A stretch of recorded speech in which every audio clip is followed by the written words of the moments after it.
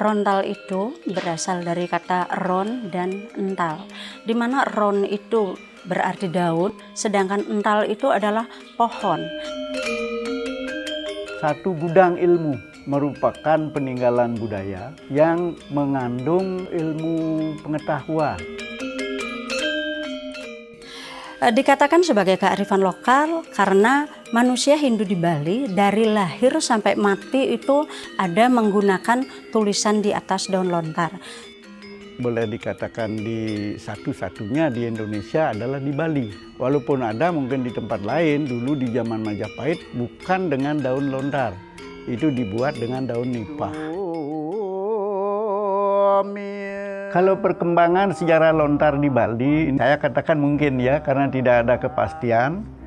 Sebelum Majapahit menguasai Bali, belum ada huruf Bali. Majapahit itu menguasai Bali, bermunculanlah sastrawan-sastrawan itu, terutama Bali pada saat kerajaan Gel-Gel itulah berkembang. Perkembangannya terus sampai sekarang. Lontar itu sakral mungkin karena anyamannya. Ada anyaman-anyaman yang memang sakral. Kalau naskah, sakralnya naskah itu karena isi menyangkut aksara-aksara suci. Sakral dalam arti bukan tidak boleh dibaca. Itu harus dibaca dan dipelajari. Mungkin kalau disimpan itu percuma nanti ya. Di dalam menjaga lontar itu memang tidak terlalu sulit dan juga tidak mudah sekali. Karena lontar itu merupakan satu daun yang cepat rusak kalau pemeliharaannya tidak baik.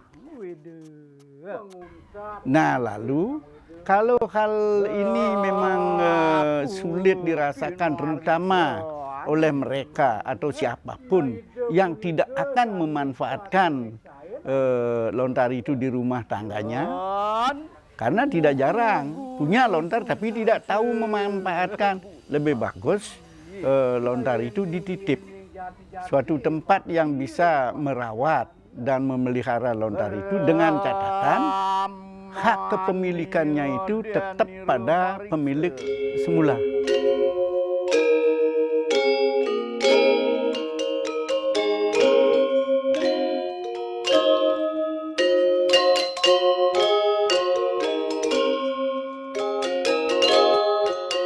Pada sebelum tahun 30-an dengan adanya Gedung Kirtie, yang ada lagi Museum Bali, yang terakhir saya tahu ini Desa Dukuh Penaban. Jadi satu-satunya desa Pakraman di Bali ya yang sudah berani membuat museum lontar adalah Desa Dukuh Penaban.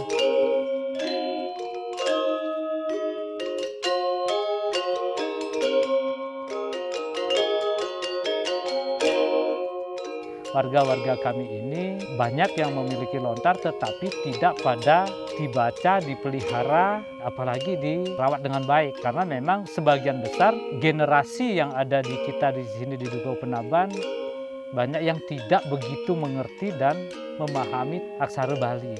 Aset dari warga kami sehingga kami kumpulkan warga, kemudian kami ajak mereka berdiskusi, mana kalau kita buatkan tempat, kita pelihara bersama-sama, kemudian kita rawat bersama-sama, karena lontar itu dikatakan sakral, maka perlu diupacarai sehingga upacaranya itu dibiayai oleh desa. Dari sana baru timbul kembali, oh ternyata kita perlu tempat yang lebih besar. Nah sehingga dipilihlah tempat ini sebagai embrio daripada Museum Pustaka Lontar ini. Jadi ini adalah sebetulnya bangunan pengembangan dari museum. Tetapi karena ini yang lebih sederhana, kemudian dibuat dengan tanpa biaya dan gotong royong oleh Dana Jero Mangku. Jadi ini yang lebih dulu selesai dan inilah sekarang menjadi tempat awal menerima para tamu atau mungkin siapa yang berkepentingan terhadap lontar. Lalu kemudian kita terima ibaratnya adalah sebuah tempat sekretariat Museum Lontar.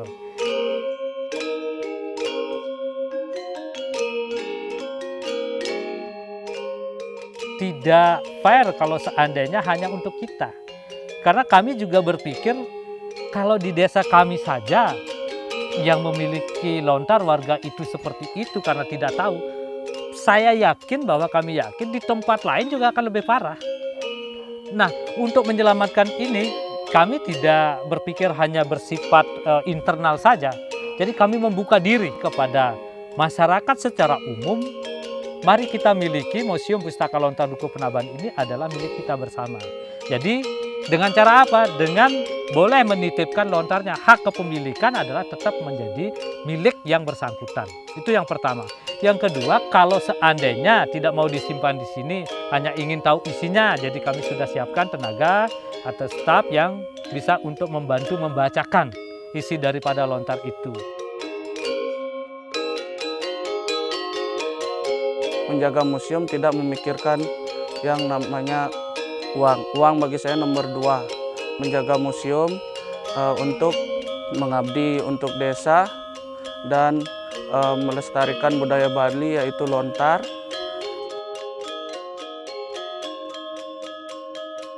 Di sini saya di sela-sela waktu saya ingin belajar menulis lontar, bisa di sini membaca tulisan Bali. Om Swastiastu. Om Swastiastu. Niki tiang jagi nitipang lontar dua nak lingsir. Jika ada masyarakat yang menyerahkan lontar kepada kami akan mencatat pertama yaitu identitas pemilik dari lontar tersebut. Setelah penerimaan, maka di sini kami akan lakukan perawatan, mulai dari membersihkan lontar itu sendiri menggunakan alkohol. Setelah itu dilakukan proses pengeringan. Selanjutnya nanti akan ada tim khusus atau para peneliti yang akan melihat jenis apa lontar tersebut. Jika sudah diketahui, maka lontar tersebut akan disalin dalam huruf Latin untuk lebih mudah dipelajari.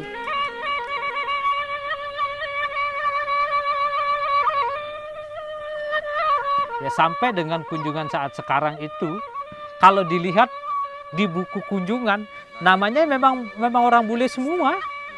Prihatinnya adalah kenapa ya orang luar lebih dulu respect daripada kita yang memiliki.